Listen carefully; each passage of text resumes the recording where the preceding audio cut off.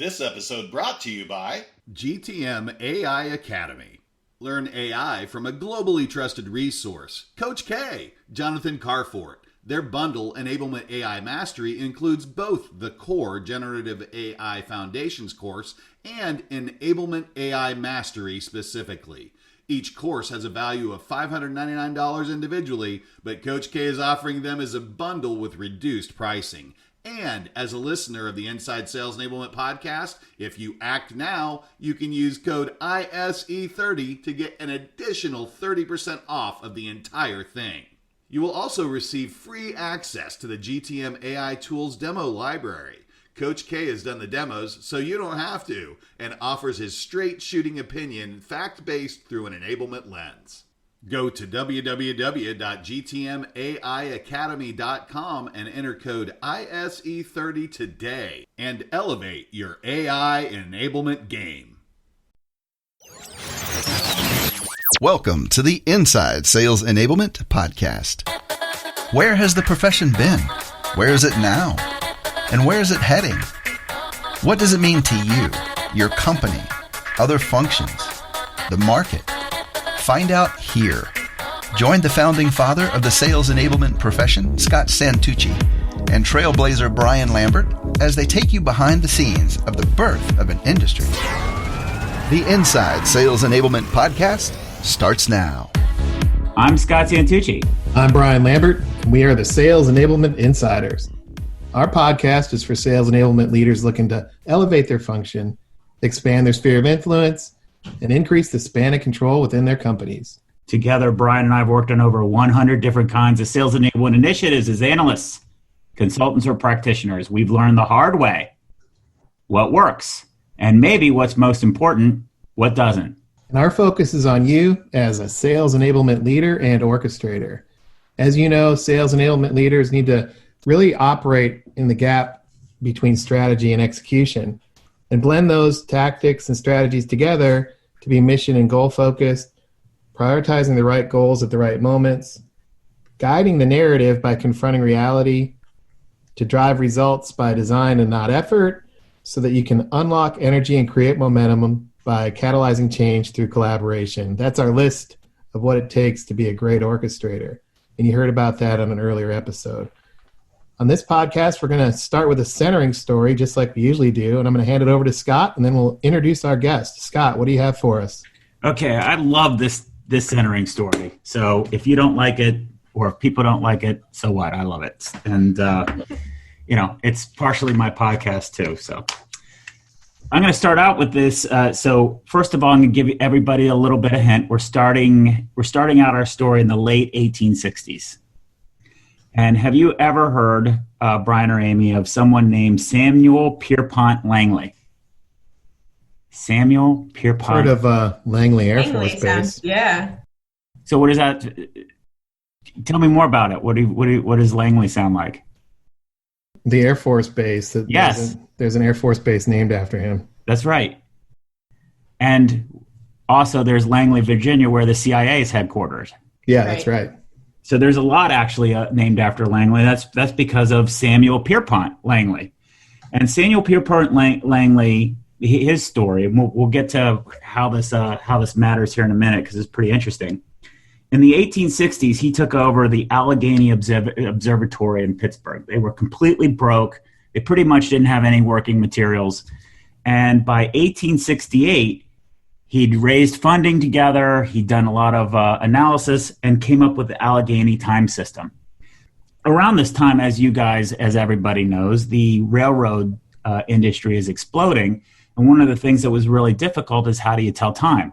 So he devised a really hyper-accurate timing system that he would use the telegraph to dispatch at the morning and at night the exact timetables that were used to run all the trains. And that became a profit center for the Allegheny Observatory between 1868 and 1883 when the U.S. government took that over and had taxpayers fund it. So that's pretty smart.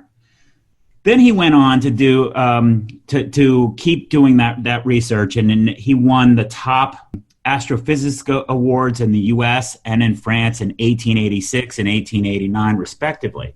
And here's where the story becomes very interesting. And then we're going to hear about some people everybody knows about. In 1896, he created the first steam-powered glider over the Potomac. He had a steam engine. It was the first sort of unmanned propulsion unit. And the government, he had friends like, by this time, Alexander Graham Bell took a picture of this. You can go find this on the internet. Took a picture of this photo in 1896. Andrew Carnegie was also his friend. By this time in 1896, he was the head of the Smithsonian Institute, which a lot of people have heard about. And the opportunity of creating manned flight was really a big deal. So he raised $70,000, and if this is before 1900, so if you adjust for inflation, that's basically a $2 million seed fund, if you will, to get flight. He hired a bunch of teams of other people who were similarly well represented and well respected to him. But was he the first person to fly? No. No, the Wright brothers were. And in contrast, the Wright brothers are two guys out of Dayton, Ohio. Neither of them have a college education. None of the people who worked on it were a college education, and they had $0. Yet, they were the first people to create a manned plane and fly it successfully. And one of the interesting things about this, and where this pertains heavily to our story, what Langley did is do all of his flights on the Potomac River. He created a launching device, actually like a sort of like a mini aircraft carrier. And the reason he was doing in the Potomac is that the woods and everything around it, he could control the environment as best he could. Whereas the Wright brothers used the design point of having a lot of wind. And one of the things that was really important to them is making sure that they could have the gears to adjust and make the flight adapt to the weather. And that turned out to be the critical success factor, because aerodynamics are so unpredictable that you need to be able to create tools for it. And that's not something that Samuel Langley factored in.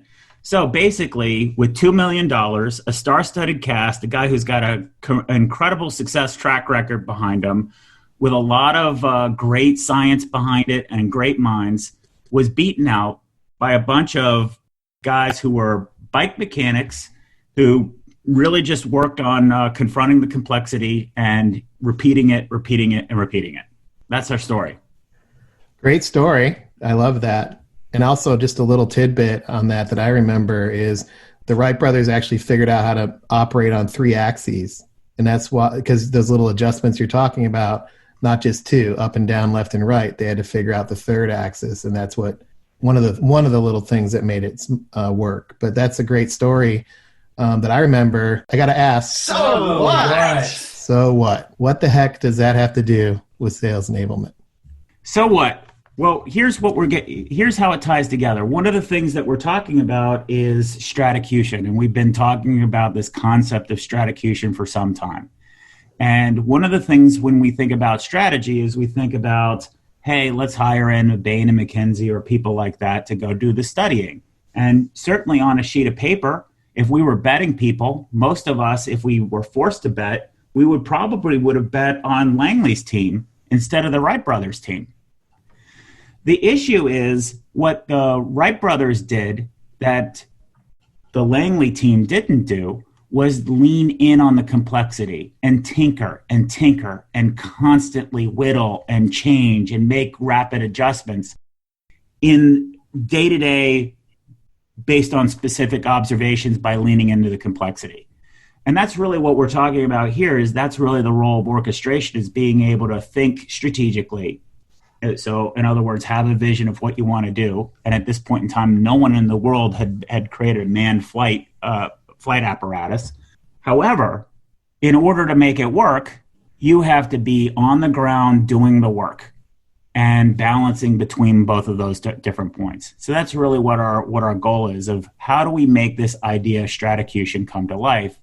What does an orchestrator do, and how do you activate success? That's great. And to help us with that topic, we've got a special guest, somebody who's living in that space of stratocution, orchestration, and making it work. It's Amy Benoit. How you doing, Amy? Hey guys, I'm well. Thank you for having me. Great. Thanks for being here. So let me introduce you a little bit. You and I go back to the SES conference in 2019, where you and I first met. And we actually broke bread together at the Sales Hood meeting with Eli Cohen. And you and I talked there. We had Eric Starrett with us, and actually Scott was there as well. And he had his Simpletist jacket on, lab coat. And you and I chatted a little bit, and we've been in touch ever since. And we've been talking about the concept of activating a team, enrolling the strategic view with the executive team, and then cascading that down through the organization and across the organization to get the right people involved. So I'm glad you're here on the podcast with us to unpack these concepts. And can you tell the audience a little bit more about yourself? Sure can. Thank you. A couple things just from your story. Langley is from just outside of Boston, Massachusetts, as am I. I am now living in San Diego, but born and raised natively to the Boston area. And similar to the Wright brothers, I would say one of my approaches to my work is leveraging experimentation. And I'm always trying to, as you said, tinker to make sure that we are doing things to create value. I'm a consultant. I started a business a couple years ago and helping executives make decisions. And once we have those priorities, making them into reality as fast as possible. I've learned over the years that if you state the obvious, and create some action-oriented plans and you get the buy-in from the right people, you really can create the energy to move and make momentum for those plans that you need in place. I help organizations operate to scale and more smoothly, and it's really fun to do. I always say that I'm a persistent person who believes in ambitious goals. And if you hire me, I provide you with this impetus. If you're a dreamer, to kind of stop dreaming and just do it. And I think that oftentimes is the difference between getting things done and not just starting. That's certainly one of the things that I appreciate about you is that idea of engaging and getting things done. And so back to the centering story, when you think about flight, it's interesting. It seems simple. You get up in the air and you fly. But when you look at what it takes to figure that out, and I love the word tinkering, the Wright brothers did a lot of that tinkering, and they had to figure out things like how much, how do you provide the thrust? How do you provide the lift? How do you, make it light enough to get off the ground? And then, as I mentioned, this idea of how do you control 3 dimensions or 3 axes? So let's start with that centering story and the concept of tinkering.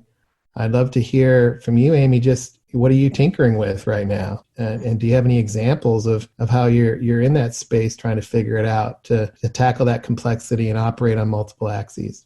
Side note, I have flown a 1947 Cessna, which is completely off topic, but now that we're talking about planes, I feel like I need to say that. That's the thing about planes is they if you maintain them, they last a long, long time. That was a cool story. We can get back to that at the end. But my client right now, I have a client that I'm working with, and I'm working to build continuous learning and sustain effectiveness in this organization. That's a big goal to take on and something that is in need of a lot of advising and continual work.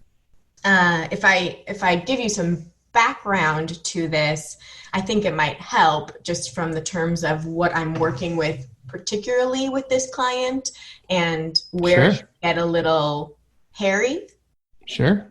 At the beginning of this year, this particular business unit and the whole company merged into a very public software company. And it wasn't determined until the end of Q1, which ended in April for this fiscal year, that they were going to actually remain within this larger organization. And the business unit then at the beginning of May started to be able to create their go-to-market strategy and get financial metrics, goals, and everything like this. And they brought me in to partner with them to develop their go-to-market strategy and actually just build this culture of effectiveness. They wouldn't call it that. We're calling it that. They just want their folks to hit their goals. A huge plan for me, and typically you will have an annual kickoff or something with companies. There wasn't one this year because they passed the threshold of kickoff, and then there was the pandemic. So we created a business unit kickoff, or what I'll call an offsite, virtually, of course. We needed to figure out why we were doing this and the goals for the entire organization first and foremost. And I think that's oftentimes where business leaders and people in general lose focus. You know, they're trying to kind of just tackle everything and anything that comes their way. And in enablement and in life, a lot of folks lose traction because of this, because they're just like, all right, here's the open area. I hope something resonates. Whatever it does, we're going to, lean on that and make it work. I had to pair back with the vice president and really focus more on helping them see what the plan of attack was going to be and focus in on that, like laser sharp. So let me unpack this a little bit, right? So you have this situation where a lot of variables, right? So leaning into we're using this story as a bit of a proxy here, figuring out and tinkering. We've got our leather helmets on, the Wright brothers style, and we're trying to figure this out. So what are the things that are known and a bit unknown? So we know that there's this need to either communicate or drive change with the sales team because the merger is happening. We know that there needs to be some sort of cascade of the strategy, it sounds like, because of that. And then there's this idea of driving the results and the why that you're alluding to, right? But then there's these variables like COVID, we're not going to be in person, we're going to have to figure out something else. And I can imagine that there's a lot of questions in that, right? Is this a huge event where we strap everybody to chairs for 3 days? Is this, a couple hours a day? How do we adjust for these conditions and make this land, right? So let's stay at that level. Tell us a little bit about how did you guys go about figuring this out, and what did some of those conversations look like? Because I would imagine there's some tension there between, I've seen, this idea of let's keep doing what we've always done and just move it all virtual versus, to your point, driving the why. Yeah. So if we go a layer above and we figure out that the team has now set priorities, and one of the priorities is, of course, hitting quota. However, we have a new business. We're in a whole new organization. So perhaps our life is staying the same, but the context around our life changes. And for this team, what that meant was the fear of the unknown and really a need to understand, does my messaging change? Part of understanding that and unpacking that in this continuous learning effectiveness was to create a team offsite. And that would do two things: improve employee engagement. And I say that, and I do also mean talent retention, and also help you to, as a sales organization, hit your numbers because the messaging aligns. The concept of going virtual, we ebbed and flowed in and out of throughout the few weeks that we were planning this. Originally, it was perhaps the leadership team will get together and everyone else will be virtual. We ended up doing a full, complete virtual based off of the environment and focused on just the content that we were delivering. Yeah, that makes sense. And what I'm seeing in my mind's eye, as we're thinking about this, there's balancing acts or there's trade-offs. You're trading off or balancing the long term with the short term. In one situation, as you think about this, there's a need to move fast, at the same time be programmatic and not random, right? And then you're also really, there's this juxtaposition or this trade-off between what the executives want to tackle versus what the reality of the reps are and where their heads are at, for example. And then you've got the time challenge, right? We have a certain amount of time. How are we going to use that wisely? So those are some of the things that you're alluding to here in this gap between strategy and tactics. Because what I'm not hearing is, hey, we need to do some sort of offsite. Let's go. Is it done yet? What are we doing? Where's our agenda? The next day. You said it's taken a couple of weeks to plan that out and plan that through. Yeah, right? usually these take months, if not half of a year to really plan and formulate. And so we measured this in days instead of months or weeks. But I would say timing was important because we're already a quarter into the year. We're talking April, end of April. The quarter started in February, and we have to hit our numbers, and we have not yet brought the team together for that beginning of the year motivational, inspiring kind of collaboration. So timing was a source of debate, and as the leaders and I got together, it went back and forth a couple weeks of, do we want to have this rolled out through multiple weeks and months, or do we want it to just be a 1 to 2 day something, and then after that do follow on? We went back and forth, but we ultimately decided that it would be 4 hours, one time, that will be the catalyst for the enablement strategy that we developed for the year. That was my mindset and the story that I was sharing with the executive team, knowing that they were not fully on board yet. And to get there, in part, it's not just the sales folks that I was educating and getting their buy-in. Once this program ran out, my hope was the leadership would say, we did this, it was effective, now we can do a bigger long-term strategy.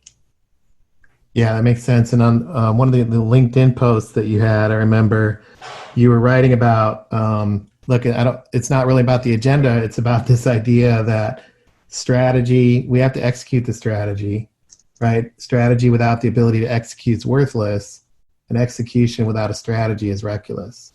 Love this comment because a lot of folks in positions that are, they've been working for 15 years and they want to do less tactics. And the way that I see it, yes, you want to be in part of that strategic conversation, but it takes a lot of tactics to get the wheels moving and continuously driving the momentum. A lot of the work that I do, I will say, I think that it's the energy part of it that's the hardest part and takes the most buy-in.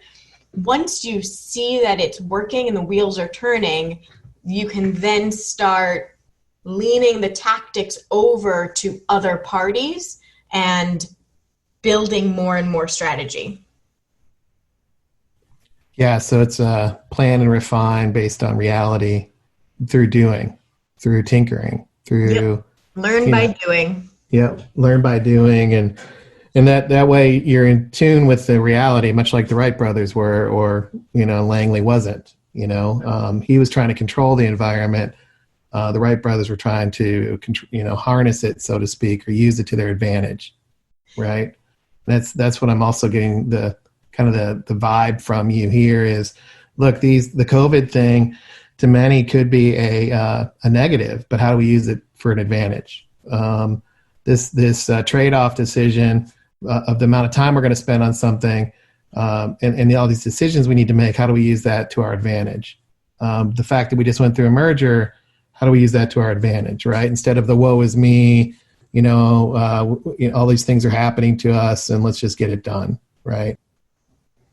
Yes, I think that the flow was helpful because we were able to focus our entire offsite on one thing. We developed a go-to-market strategy.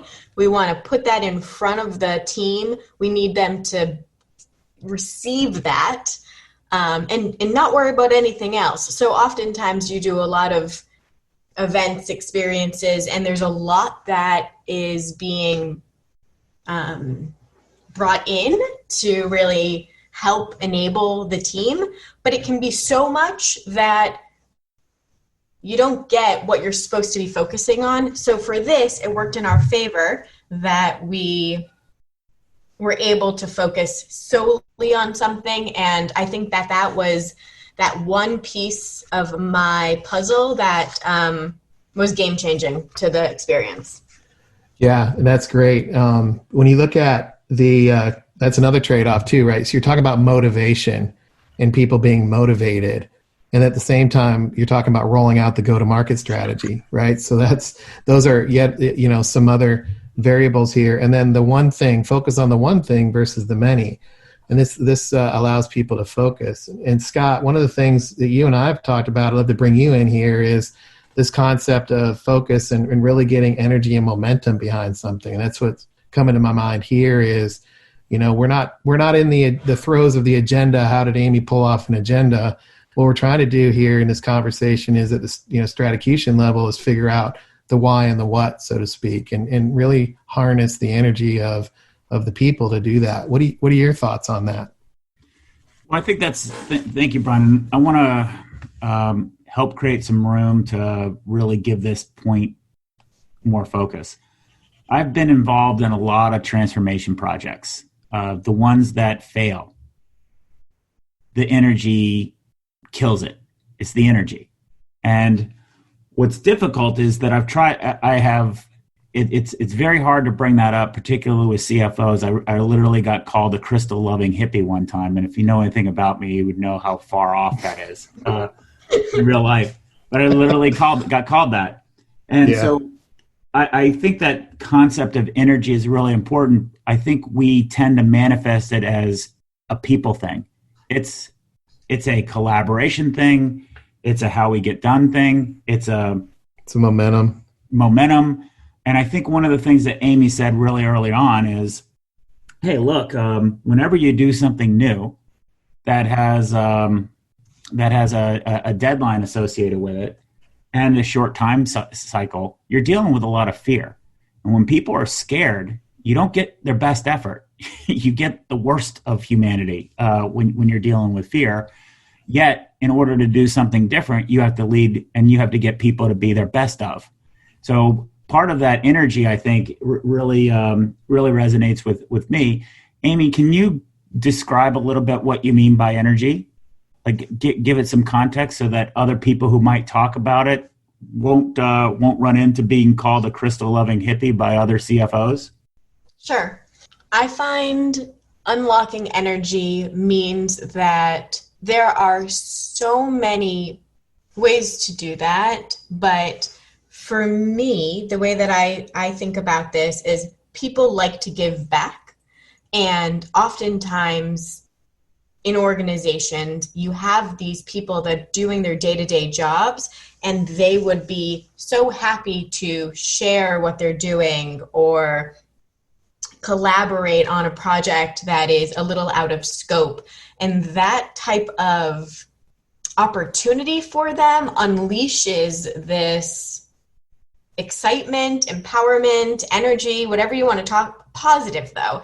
And if you have enough of that and you receive and you're able to tie it in to that focal point, your momentum is going to be much higher than you just having the 3 or 4 folks at the top of the business doing it day in and day out. And you'll be able to get so much more insights from the people in the business. And that's how I kind of unlock energy and create momentum. Yeah, that's great. How critical? Wait a second. That sounds a little kumbaya-ish to me. Part of the challenge that you've got are, so let's take the notion that people do want to give back, which I agree completely. What happens to the people who want to give back where they basically should on everybody else? That's something that Brian's coined, where people want to lecture other people and say, this is how you should do it, this is how you should do it, this is how you should do it. Doesn't that alienate the rest of the team? So how do you balance the fact of there is that raw energy? I agree with you completely that people want to either help or contribute or be seen as valuable. How do you harness all of those and get them into, here's a crystal word, harmony, or some sort of cohesion? Because there's, frankly, there's some skull cracking that has to happen too. Like it's not all positivity, right? How do you balance all of those things and all of that energy? Or are you just the ShamWell for all that pain and you just take it? Like, what does that look like? You definitely have to facilitate it. It's not just we open up a door and say, hey, whatever you want to offer, we're going to offer. So there's a vetting process that goes through what is being shared and what should be then shared to the masses. Tribal knowledge is important. Sharing best practices, case story, studies, things like this are very valuable. However, we need to vet them as a leadership team to make sure that it's scaled and it makes sense across the board, and that it's not just a loud, angry person that would go against the goals of what we're trying to do. So you got two forms of tribal knowledge, though, right? You have the tribal knowledge of the group of people whom are literally building the new thing as they speak, tinkering around like the Wright brothers. And then you have the tribal knowledge of the host organization, right? You're preparing the transplant, right? The organ to be transplanted in. How do you keep the host from rejecting the transplant? Because that is a different form of tribal knowledge. And since they're not getting to participate in the thing that you're building, how do you balance that? It takes master facilitation, and I am trying to figure out how I put into words what I do, because there does seem to be a benevolent dictatorship of Amy that comes across in a caring, empathetic way, where people, where we receive what they're trying to do. However, if it's not aligned to the goals, then we redirect it to something else. Not to say we don't have a leader discuss it with them and collaborate to get something out of that to bring to the broader team, to motivate and inspire everyone, but it won't be shared at the organizational level. And I really think that that's a part of proper communication and level setting at the beginning. Not to say everyone, whatever you say is going to be able to be used. Right. That wouldn't be a proper level set. But if you say, we are looking for you to share your best practices, once you do, we're going to vet them and we're going to go through and see which ones work. If you go back to the person and say, hey, this was great, here's some feedback, we're going to use it in this way versus this way. I've not experienced the overly angry person. Yeah, and we're in the space of orchestration with this. I just wanted to be clear, right? And that's why I was asking Amy, just in this space, what does it feel like? And I think Scott's chiming in has really been helpful here to say, not only are you making trade-offs on the strategy, tactics piece, stratacution, there's some trade-offs here in orchestration, and it is really hard to put into words. And so some of the things that I would get your reaction on here, let me test some of these things out, and you can react. I believe there's a set of principles that exist in this space of orchestration. So when I say the word principles, it's things like, what are we doing with an idea? What are we really focused on achieving? And to some extent, a little bit around, how we're going to work together. What's your reaction to that concept of some principles in this orchestration space? Principles sound like guardrails. Mm-hmm.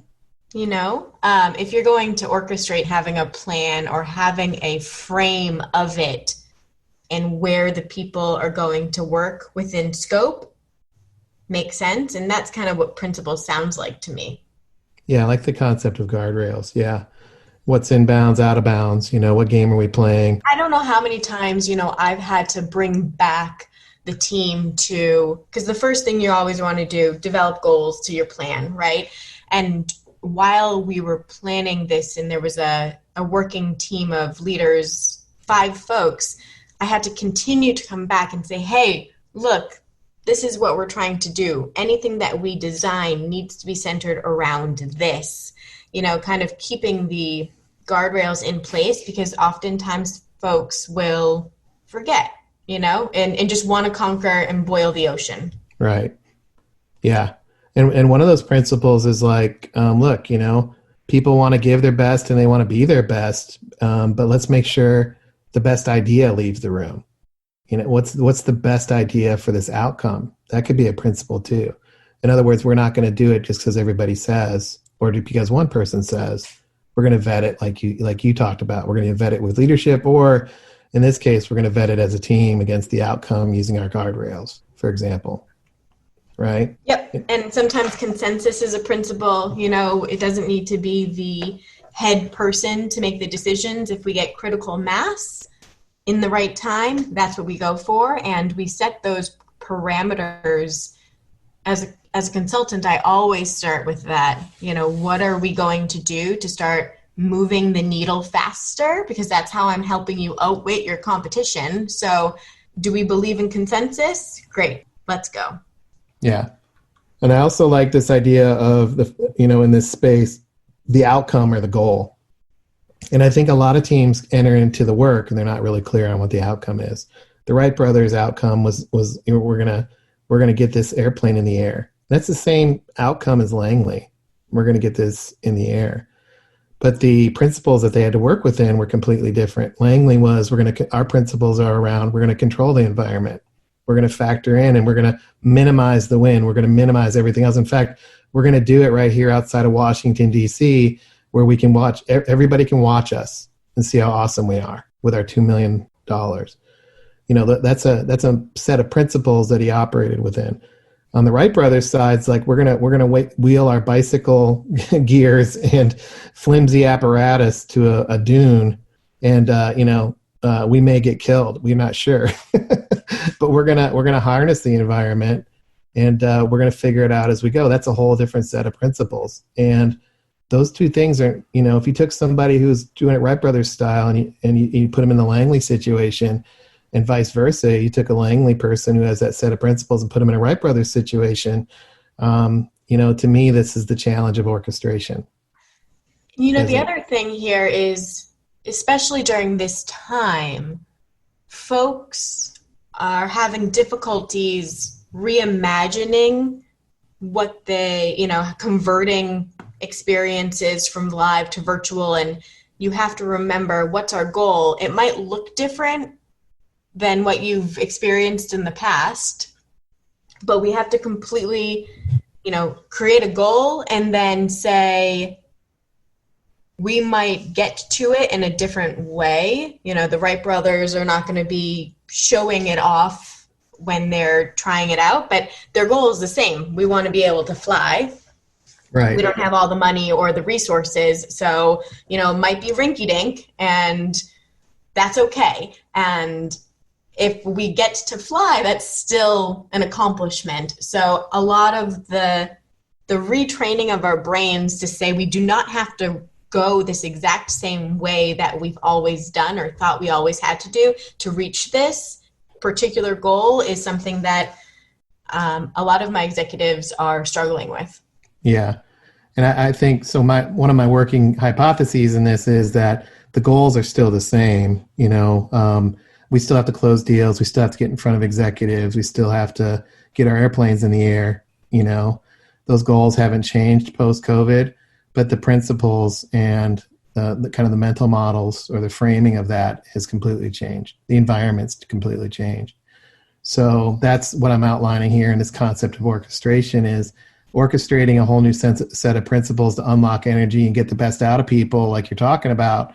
When they, some of that work involves reframing what's really important, like you're talking about, and then getting the little quick wins, like you also shared. So I think these are good analogs in this space of orchestration. People might not be equipped to do this, and they might need some help and new sets of skills. They might have to unlearn some things, etc. Have you seen that happen at all? I feel like I've always had to retrain adults. Adult learning is difficult, and it's not as simple as childhood learning because you just ingest as a child all of the information. As an adult, you already have preconceived notions and concepts, intelligence, and obviously with the internet, you can find anything and debate to the death, but it has not changed from like a core of how I operate because I'm always up against those executive sales folks who say, we don't need this, that's kind of the back burner, or, all we need to do is hit our numbers, when really if you don't have a system in place, it's not going to operate to scale. So what I'm seeing here through the COVID times is actually folks now seeing that they have to change the way that they're doing things. Nothing new to us, but they're now giving some space to that too. Yeah. And the thing that I think that is the struggle is, what does it mean to perform? What does performance really look like? And having the performance conversation right now is a bit difficult. And I've actually encouraged people to say, your value as a human being in this sense right now, in this space right now, the value you have is between your ears. It's your brain. Use it. You got to use your brain and just figure it out. And encouraging people to do that is a bit scary on one hand and a good reminder on the other. But this idea of what is performance, because a lot of the challenge that I've seen is performance equals we're comfortable and happy in our job and we're not overworked. That's how some people define performance. Literally. If I'm happy, I'm performing. That's not the definition of performance in a Wright brothers situation. It's making progress towards the outcome and the goal. So, that's part of the thing I think that's happening. And there's many more that I'd love to unpack in this space. But the reason why I wanted to draw some of these distinctions in this orchestration layer is this will determine how and what you activate, right? And there's a whole bunch of tactics there that we'll save for another time. But the way in which you process this as an orchestrator and frame these things out determine what you activate. So if you're not framing out guardrails, if you're not framing out the definition of performance, if you're not framing out the vision and the goal with clarity, if you're not framing out what it means to contribute an idea and have the best idea leave the room, these things all show up when it's time to activate. They're gonna get you. I think it's interesting that you share the principles ahead of time. So do you get buy-in when you do that? Sometimes you have the principles, but the performance and the team. Yeah. Often what I have to do, because the language that I'm in and the goals for the executives that I work with, I have to almost have a secret weapon to share my insights once we've already established program. The key to my success has been not giving them too much detail about the energy and the language that I would use as a professional within this space, and just start doing it, and then have them see the successes and then back into the intellect of enablement or orchestration. Because if I start with that, they look at me, and to Scott's earlier point, whether they call me a woo-woo for talking about energy work, or just, right. Think I'm a teacher because I'm doing enablement. So I have to just sometimes start it and start just doing very big picture, like, effectiveness, and without using any of these words. But so that's something. I also thought about all the articles I'm reading right now about learning programs, quote unquote, becoming a key strategic imperative right now, where we all know that these things have been happening for the last 15 years in large those are usually written by learning people. Completely, right? So it's like, yes, we're all getting on board, which is fantastic, though there's been tried and true ways to do this for years. We're iterating now as we should be, and using more tools or tech, whatever you want to say, but the fundamentals have been there for forever. Yep, that's right. And I love that. So my last word on this, and then I'll stop talking and let Scott take us home here and take us out. But this idea of being clear on where you stand. So to your point, Amy, not bombarding people on the front end with let's talk principles and let's talk about our definition of performance, but being clear on, as an orchestrator, what these things are and what these things mean and what your real purpose is on the team to orchestrate success. And thinking about this stuff beforehand, I think, is critical. And that's what's called leadership, right? So for our listeners out there, tying back to our Being Heroic framework, these concepts that we talked about in earlier episodes, to me, are directly related to operating in the space of an orchestrator. So Scott, I'll pass it over to you. Any last words, so to speak, from your perspective, and how would you recap and synthesize what Amy and I have been talking about? I want to leave with a quote that I think is very pertinent. It's from Albert Einstein: "Insanity is doing the same things over and over again, expecting a different result." And really, that's sort of the crux. Brian, you and Amy were talking earlier on about the goals not changing.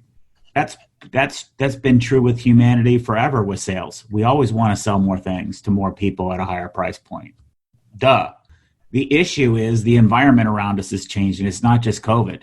The world in sales has been very unproductive and inefficient for some time.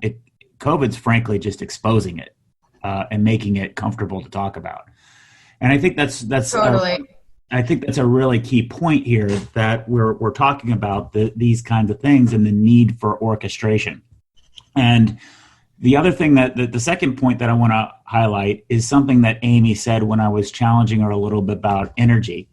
Is she talked about this need of a benevolent dictator, I think was the term that she had. One of the things that's critical when you're actually having people change to approach a problem in a way that they haven't seen before, the muscle memory of always have done it, these are all the ways that I've done it, or why I'm in this position of leadership in the first place, and you're telling me none of that's going to work? Well, I'm not saying none of it is, but I'm saying the environment's different right now, and it's not working. That's what I'm saying. So let's quit being insane and expecting doing the things over and over again to have a different result. And frankly, guys, that takes courage. So you have to get a firm position. You have to have the courage to stick to it. And then you got to be able to stick to your guns. That's really the point of defining principles. So for everybody's benefit, we identified, when I say we, when we started the Sales Enablement Society, I built principles and led with them. And when things worked, people followed the principles. When things didn't work, people didn't follow the principles. It was that cut and dry. Principle number 1 was lead with you, which I think Amy did a great job about. I'm going to comment on that. Principle number 2 was have courage. And that means the person who's leading has to have hyper courage. That's why we created the Being Heroic framework. You have to know that you're actually leading. And leading means directing the energy, confronting these repeatable patterns and moving forward. So those are some key summary points. What I want to do is highlight out, and if you're listening to that, you're probably wondering, like, well, give me the summary, give me the takeaway. Well, I think if you're thinking that way, you're probably not ready to be an orchestrator yet, honestly. What you have to do is lean into, how do I empathize with what Amy's saying? That whole conversation that her and I were having about energy is a tough conversation to have, and it's one that we don't have words for yet. The whole concept of how do we reset goals and get people to create that momentum, that's vocabulary we haven't set yet. The idea, something that I agree completely with what Amy said, which is you just got to get people going. Boy, can people overthink things to death, and then by the time you've thought through it to where you're comfortable, 6 months have gone by and you lost your opportunity. You have to get started and get moving. But how do you get the funding to be able to do it when the people who have the money have to have a bigger project plan? It means we have to change even how we think about project plans and what we're doing, and get into this motion of sprints and workflows. So there's a whole bunch of implications here. And the reason that we're doing these podcasts the way that we're doing them is so that you can learn from people who are actually doing it, the tinkerers, the people who are really obsessed with making flight happen. And to kind of pull this back forward, and why I really love this centering story, is the people in the Wright brothers worked because they did both. They concentrated on the big picture. We're going to fly. To Brian's point, he mentioned earlier on, they were at risk of dying. They put their lives on the line. At worst, the Langley team, they would crash into the Potomac River from 20 feet high? Big deal. If you can't swim, you're at risk, but I doubt anybody that they have out there would be a swimmer. Whereas the Wright brothers risked their lives. They went all in, and that's courage. And these are the kinds of things that we need to take. So I hope if you're listening to this, we really put Amy on the spot. If you don't know Amy, Amy's an introvert. I know that she's probably going to have some decompression time after this, because we talked about this afterwards about the energy exhibited. But we really put her on the spot, and you got to hear exactly what she's thinking and what gears are dealing with in her brain. Please listen to that and put yourself in those shoes, and don't listen to it passively like you're studying it like the Langley team. Be Orville and Wilbur. Orville and Wilbur Wright. Thank you. You can be like them and recognize that they're probably going to be paying super attention because they're putting their lives at risk. And I'm not asking you, obviously, to put your life at risk for your job, but your career, you need to be thinking about it with that kind of importance if you really want to be in that orchestrator role. And we saw a lot of that courage here in this podcast right now from Amy. And, these are the reasons why I'm such a big fan of yours, Amy, that you continue to put yourself out there. You lead with vulnerability and strength at the same time. You're willing to say exactly what's on your mind in the moment and think it through. And you got put on the spot a lot, and you thought it through, and you publish your thinking. And that's the kind of stuff that we all need, because this is a new role. These are new things that we're being asked to do in a new time. And this is what you need to do to not be insane and do the same things over and over again and expect a different result. It's not going to happen. We have to do things differently, and that's the purpose of this podcast. So those are my wrap up thoughts. Amy, Brian, any reactions? I have a thought. Yes. So there's a principle, if we're going back to principles, that I use, and it's based off of Agile. And if you're a software developer, you know it. But it's really just you build something, you put it together, you measure it, and then you learn from it, and that cycle just continues. And it's whenever anyone says, oh, you're going to build something and then you can just leave it and it can sit and it can operate by itself forever, that's not going to happen. We're all continuously learning. And if you take those learnings and rework anything you're doing, it's just going to get better. And that's what I think of as principles when I'm doing any of my work. It's, we're going to build something here and it's going to be a most viable product to get out the door. And then once we get it out the door, we'll get feedback on it and we'll make it better. And if you're with me here, buy-in from the executive or whomever your partner is, then know that it's not just an end result that you're putting out and it's going to be the last thing. It's going to be a continual work in progress. That's right. Thanks so much, Amy. I really appreciate it. And for everybody else listening out there, these are the types of conversations that really get Scott and I excited, and Amy as well. So feel free to reach out to us anytime, and let's talk this stuff through. We need more Orville and Wilbur Wrights as well. So, keep testing and learning with us, and we appreciate your feedback as always. Check out the latest episodes. We're over 50 now, and that's great. And thanks so much for your time, Amy. Appreciate it. And Scott, as always, thanks for drawing these things out. We'll see you guys on the next show. Take care. Thanks for joining us. To become an insider and amplify your journey, please make sure you've subscribed to our show. If you have an idea of what Scott and Brian can cover in a future podcast, or have a story to share, please email them at engage@orchestratesales.com. You can also connect with them online by going to orchestratesales.com, following them on Twitter, or sending them a LinkedIn connection request.